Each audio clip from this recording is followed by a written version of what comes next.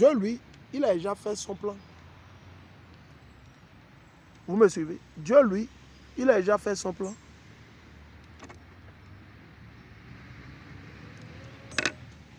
Dieu, lui, il a déjà fait son plan. L'Éternel a déjà fait son plan. Et son plan, c'est de donner la domestique là, la servante égyptienne là, l'esclave égyptienne là, à qui? À Abraham comme une de ses femmes.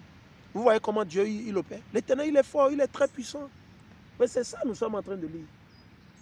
Mais ensuite, elle ne lui plaît plus, elle ne lui plaît plus. Le maître doit alors laisser quelqu'un la racheter. Donc, si à un moment, l'homme qui l'a achetée ne veut plus d'elle, il doit la libérer et quelqu'un d'autre peut la racheter. Et il n'a pas le droit de la vendre à un peuple étranger. Il ne peut pas le vendre, par exemple, aux Chinois. Il ne peut pas le vendre, par exemple, aux Arabes. Il peut pas le vendre. Elle doit être vendue à toujours un Israélite, hébreu israélite. Vous voyez, non? Ce serait la trahison. C'est la trahison devant Dieu. Vous avez vu comment la justice de Dieu fonctionne? Ou encore le maître l'a acheté pour la donner à son fils. Ou encore le maître peut l'acheter et le donner en mariage, ok, à son fils. Dans ce cas, il suivra la coutume qui règle le mariage des filles. Le maître peut aussi prendre une autre esclave pour femme. Vous avez vu? Vous qui dites que un homme, c'est seulement une seule femme, certains d'entre vous, quand vous entendez de la polygamie, vous entendez qu'un homme a deux femmes, vous irritez, vous énervez. Vous entendez ce que je suis en train de lire? C'est dans la Bible. Vous qui dites que vous suivez Christ, vous qui dites que vous suivez Jésus-Christ, c'est dans la parole de Jésus-Christ, nous sommes en train de lire ça. Hein. C'est dans le Torah. Hein. Ok. Il dit, le maître peut aussi prendre une autre esclave pour femme. Une autre esclave. Il avait déjà une. Il a acheté une autre, ça fait deux. Il achète encore une autre, ça fait encore trois. Ou combien il veut. Voilà. Il dit, dans ce cas, il continuera comme avant à donner à sa première femme la nourriture et les vêtements et à s'unir à elle. Qu'est-ce que ça veut dire? Maintenant, on ne vous dit pas d'aller prendre les femmes à gauche, à droite. Vous, les inconscients, les hommes inconscients, vous qui couchez par-ci, vous faites les enfants, vous ne les reconnaissez plus, vous commettez l'adultère, la prostitution. On ne vous dit pas ça. Hein. Nous, on ne fait pas la promotion de la prostitution ou l'adultère. Ah non, nous sommes contre l'adultère et la prostitution. On veut qu'il y ait une famille, un foyer. Même si vous ne vivez pas avec les femmes ou la femme, mais vous devez prendre soin de l'enfant. Même si c'est 5 francs que vous trouvez chaque mois, vous devez envoyer à l'enfant pour prendre soin de l'enfant. Permettre à ce que l'enfant soit en mesure de se loger, de se vêtir, il a où dormir là-haut.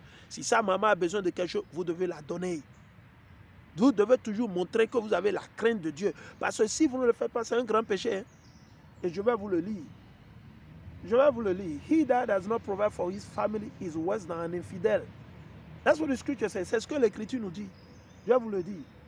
Je vais vous le lire pour que vous le sachiez. Certains d'entre vous, vous pensez que vous allez jongler et faire ce que vous voulez. Je vais vous le montrer.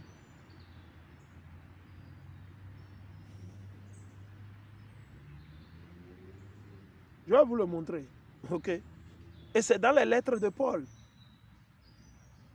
C'est dans les lettres de Paul à Timothée. Okay? Parce que ça se passait au temps de Paul et de Timothée. On ira. 1 Timothée, le chapitre 5 et le verset 8. Allons dedans.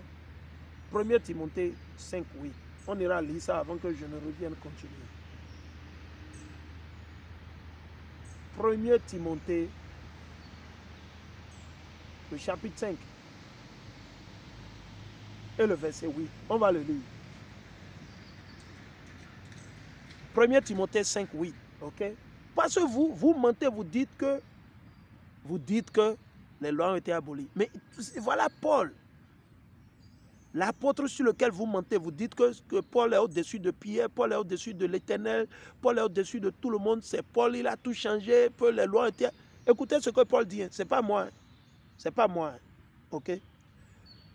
Je suis dans 1 Timothée 5, 8. Si quelqu'un, un homme, vous qui enceintez, ok, il n'y a pas de problème. Vous savez que si vous enceintez une femme à New York, hein, vous devez prendre soin de l'enfant et de la femme.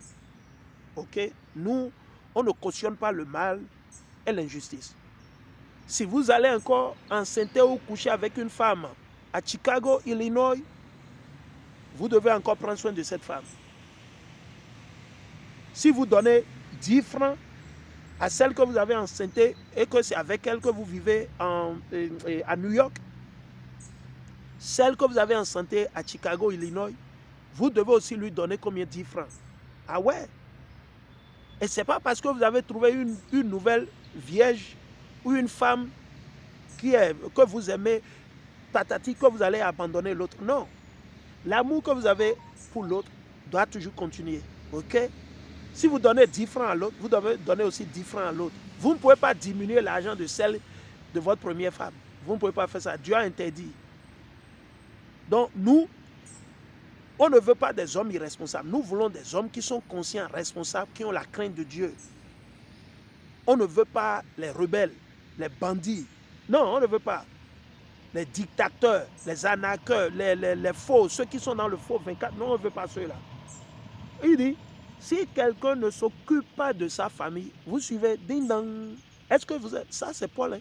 Ça, c'est dans le Torah. Ah, mais vous, les chrétiens, vous dites que la loi était déjà... Que Paul a dit que la loi a changé. Écoutez ce que Paul dit. Paul est en train de parler à Timothée. Si quelqu'un ne s'occupe pas de sa famille, surtout... Vous voyez ce que ça dit, non? Votre famille, quand on parle de famille originellement, c'est votre femme et vos enfants. Famille, la définition d'une famille originellement, c'est le papa, la femme ou les femmes et les enfants. Ça, c'est une famille, ça. Ça, c'est la définition de la famille. Aujourd'hui, ils ont changé.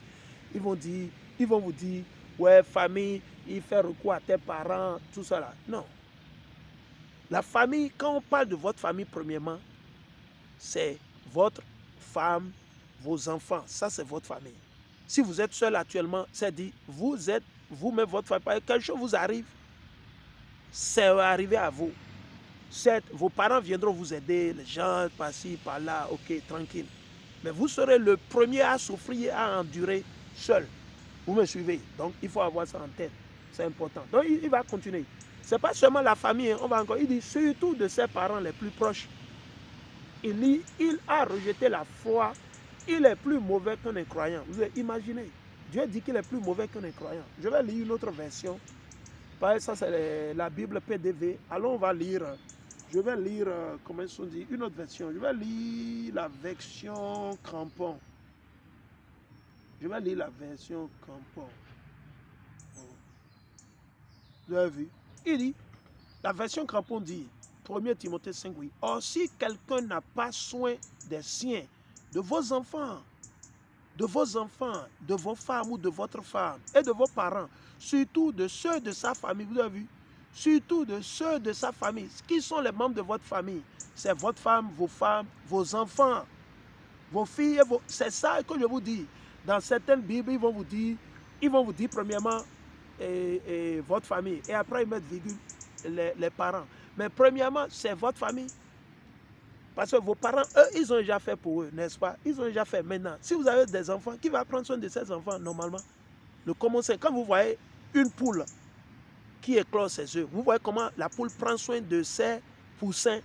Quand vous voyez une dinde éclore les œufs, vous voyez comment la dinde prend soin de ses enfants. Vous voyez un chien, quand il donne naissance, une chienne, quand elle donne naissance à ses chiots, vous voyez comment elle protège ses chiots, elle donne à manger, elle permet à ses chiots d'allaiter. Mais c'est ça, c'est de ça que parle ici l'Écriture. Mais beaucoup d'entre vous, vous ne comprenez pas, vous êtes là à mentir, ils vous font croire des conneries. Non, il parle de vos enfants immédiats. Vous devez prendre soin de vos enfants premièrement. Premièrement, parce que c'est les enfants, ils doivent être vêtus, logés, et tout ça là. Il dit, si quelqu'un n'a pas soin de ses siens, de ses enfants, de ses femmes, surtout de ceux de sa famille, il a renié la foi. Ça, c'est une bonne traduction. Il a renié la foi et il est pire qu'un infidèle. C'est un grand péché. C'est un très grand péché. Mais on ne vous le dit pas. Ici, vous accouchez par là, vous ne reconnaissez même plus les enfants. C'est après votre mort, on va dire qu'il y a des enfants qui sont venus d'Abuja, certains sont descendus du Brésil, certains sont venus de Chicago, et vous avez semé la zizanie partout. Tout au moins, il faut au moins montrer aux gens, ok, tu sais, vous dites la vérité à la première femme.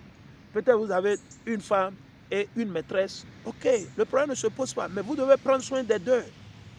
Vous devez prendre soin des deux. C'est très important. Ok? C'est très important. Ok? Bon, allons maintenant. Je vais repartir dans Exode. Exode 21 et je vais continuer là où je me suis arrêté. Ok?